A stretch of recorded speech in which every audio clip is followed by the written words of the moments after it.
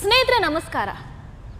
ಅವತ್ತು ಸನಾತನ ಧರ್ಮವನ್ನ ಪ್ರಭು ಶ್ರೀ ರಾಮಚಂದ್ರನನ್ನ ಅವಮಾನಿಸಿದಂತಹ ರಾಹುಲ್ ಗಾಂಧಿಯ ಕಾಂಗ್ರೆಸ್ ಇವತ್ತು ಒಂದೊಂದು ವೋಟಿಗೂ ಕೂಡ ಪರದಾಡ್ತಾ ಇದೆ.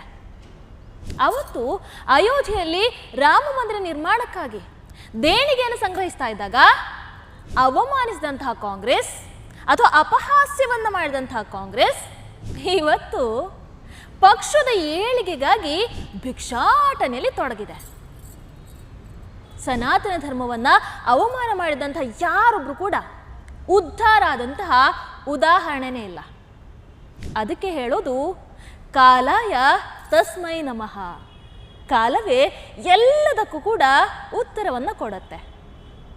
ಹೌದಲ್ವಾ?